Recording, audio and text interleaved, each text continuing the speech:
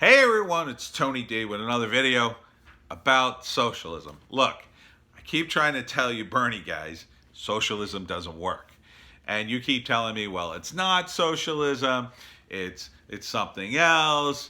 It can work because, Bernie's so popular and, he's going to tax the rich.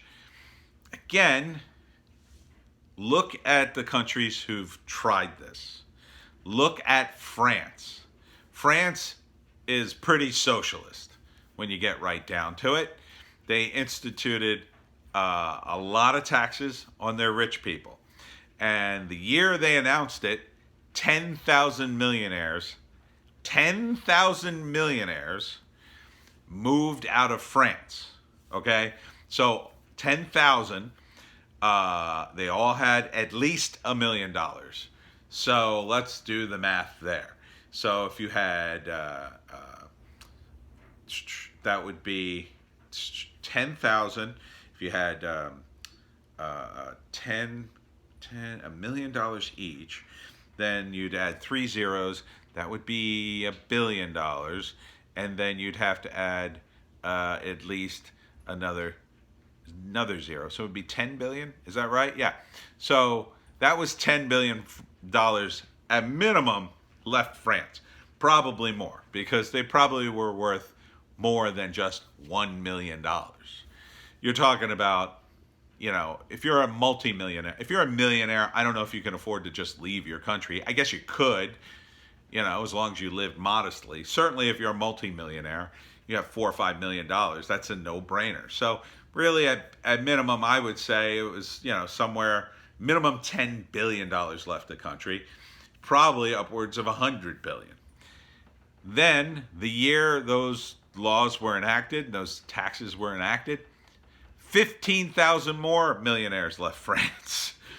So those were probably the lesser millionaires, or the millionaires that just went, well, we will weather this storm, and it will be no big deal. And then I will call my accountant and see how much I have paid in taxes. And so that's 25,000 millionaires left France. Millionaires can live wherever they want in the world. Wherever they want. They can move to America, for instance, where the taxes are, by comparison, much lower. They can move to offshore places like the Cayman Islands, or, they can put their money anywhere. They're millionaires. They have the money and resources to move and do things. They can do whatever they want. So, why would the rich in the United States actually pay those high taxes you want to impose on them? Oh, they can't make the money out of the United States? Oh, you're so wrong. They can. Unless, of course, you also force these same people or anyone who does business in America to pay the taxes. In which case, the businesses will then move out of the United States. And they will find a place that doesn't tax them as much money. They can move wherever they want. Again, they're millionaires. They have millions of dollars. So, depends on their, there's not a lot of businesses, I should say, that are so America-centric, you couldn't move them offshore now to somewhere and just mail the goods in. I mean, okay, I guess you could say, well, what about McDonald's or other fast food restaurants? Yeah, you could tax them a lot. But, they close those kinds of businesses all the time. The franchises, they open and close.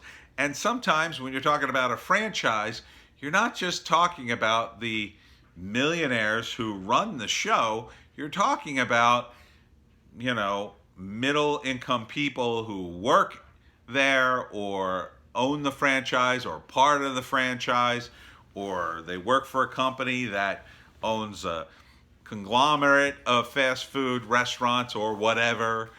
So who are you really hurting here? And if you think, well, those people won't be taxed, you're wrong, because millionaires are the majority in Congress, and they're not going to tax themselves. They're going to write in things in the law to make sure they will get their money back some way. Up until a few years ago, it was perfectly legal for members of Congress to do insider trading. They were prosecuting people for insider trading, people like Martha Stewart, who they sent to jail for doing exactly what members of Congress were legally allowed to do. Use their knowledge of, passing law to buy and sell stock and make a ton of money. They could do that. So do you really think they're going to pass Bernie's legislation unscathed so they have to pay the taxes? No, of course not. They'll either write in a loophole for themselves and their rich friends whom donate to their campaigns, leaving, you guessed it, the middle class to pick up the tax burden and the tremendous tax burden of paying for everybody's college and health care. Now let's set aside the health care debate for a minute and look at paying for everybody's college. College is insanely expensive now, and not everybody should go to college. It's as simple as that. College is not what it was back in, say, the 40s and 50s, when if you went to college then, not only did you get a great education, you were basically guaranteed a career, a very lucrative career. It was because college degrees were rare and they were considered a wonderful commodity that only certain people had access to. So you would get paid a lot of money. People fought over you to hire you. Think about how often that happens today. You know college graduates because everybody in the middle class is a college graduate. Everybody goes to college now. Back in my dad's day, he was like one of the first kids in his family to ever go to college, and he put himself through college. So that was like an accomplishment. Now, like, everybody goes to college. It's so common now that when people get divorced, the college part is now in the divorce settlement for the kids. Like, they have to get their college. So going to college now is just, it's basically turned into the 13th, 14th, 15th, and 16th grade. That just cost a ton of money. They're heavily subsidized, and because they're heavily subsidized, the colleges are just looking for crazy new ways to spend money. Even when I went to college, we had big name bands would come and play. The college paid for that. We had clubs. The college paid for all our games and supplies. We had lobster night at the cafeteria one night. We had comedians and movie night. We had all these amenities. We got a magazine. You get it for life if you sign up for it on your freshman year. It's a little alumni magazine. Comes. The alumni people call me every once in a while looking for money, updating my address, asking if I want to announce anything. This is what you get in college now. And Bernie wants you to pay for that for everyone. So that means right now, most people, I think, go to college. Certainly, the vast majority of the middle class goes to college. Now imagine adding thousands and thousands and thousands of more people. Because why wouldn't you send a kid to college if it's free? Right? Why would your kid go to trade school when he could go to college if the perception is, oh, well, he'll get a professional job and he'll make way more money? Why wouldn't you just go if it's free? Well, even if you wanted to do a trade school, I'll go to college first, then I'll do the trade school. So you're going to have thousands and thousands of people going to college to, for no reason. And on top of the fact that, now they've had these ridiculous majors that don't mean anything other than they create more of the same ridiculous major. So you're talking millions and millions upon millions of dollars. When I went to school, I think it was about $10,000 a year. So my total college debt was maybe $40 or $50K. you know, before scholarships and what my parents paid, which was quite a lot. Um, so I was very lucky that I had some scholarships and that you know, I'm free of that debt. I couldn't pay it back. There was no way I could pay it back. And there are many other college students out there who I'm sure are watching right now. They're in tons of debt. They can't pay it back. That's wrong. The interest on those loans is probably wrong. But the real wrong part of it is I don't think those degrees were worth the money they paid. You know, I have a communications degree, and it's kind of obsolete. You know, I learned to shoot on cameras with tubes. You know, now I'm shooting on a phone. Although I line up a pretty decent shot. I mean, the lamp's always been in the right shot, right? You like that? You like the lamp? I like lamp. Anyhow, Bernie wants to pay for all of that, for everyone. So you're going to have people taking these majors just for fun. I mean, part of college was taking fun classes too. I took bowling, I took fencing, we called them gippies. They were sort of throwaway exercise classes. They're worth half a credit. I took electronic music. You know, it's not that they're not fun or I didn't learn anything, but was it worth 50K? Not really, not anymore. If I had waltzed into a job that paid me $100,000, if people had been fighting over me, you know, after I got out of school, that would have been great. But it was the opposite. There were tons of communication majors. We were competing for the jobs. So it's not what it was. College needs only the smartest, the brightest, the best should go to college. Other people should do other things. You know, it should be hard to get into college. If it's not hard to get into college, then everybody will go. And if it's free, you know, it's free in a bunch of other countries. I mean, I believe it's free in Mexico. How much is a Mexican degree worth? You know, how much is it worth here? I mean, there are people who come from other countries. They have degrees in all sorts of things. Their degree is worthless here. You know, it doesn't transfer. You'd have to take the classes because, you know, the United States has a different system. And, you know, in some countries, it's by comparison, our system's way better. So, you know, what are you going to do? You're just going to end up degrading the entire system. Now, healthcare, you could say, well, you know, everybody deserves free healthcare, blah, blah, blah.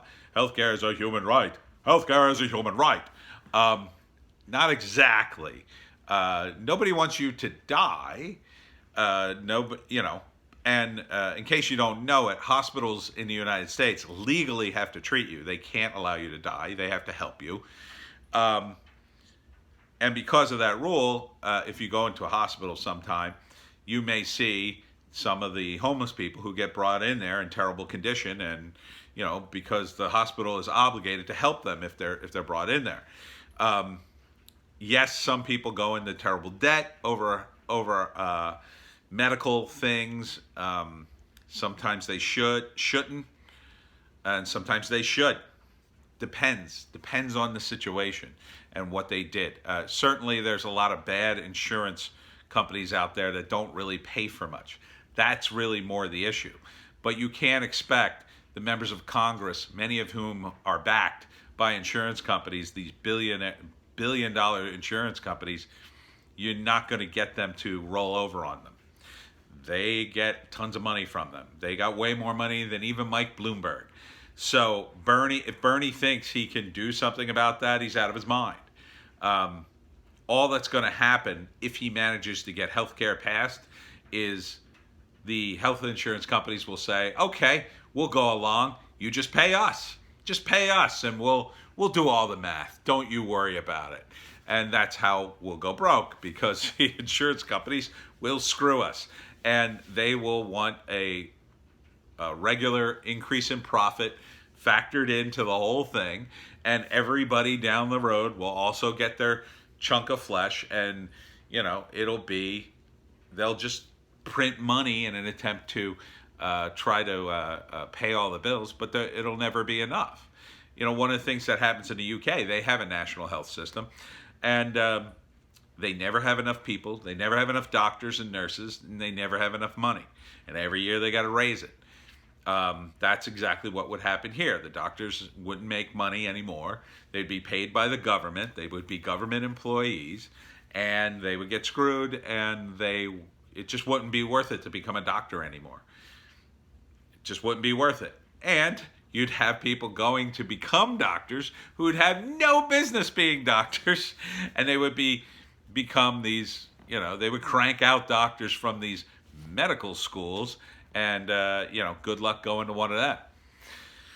So Bernie bros, please wake up and understand that you're not going to have a nominee, and you're probably not going to want to vote for Pete Buttigieg or Mike Bloomberg either. You definitely don't want to vote for Bloomberg. Bloomberg, to me, is one of the worst politicians who'd ever lived. I mean, first off, he used to be a Republican. So the fact that he switched parties, I don't know how the Democrats could even rectify that in this political environment. But beyond that, he's the stop and frisk guy. He is an authoritarian through and through. Every one of his policies was greatly authoritarian. That guy wants to run everyone's lives. He thinks he's so much smarter than everyone. If he becomes the nominee, I look forward to Trump trashing him. I hope he laughs at him and just trashes him, because mini Mike Bloomberg should definitely not be president of the United States, and Bernie Sanders will not be. So get used to 4 more years of Trump. It's going to happen.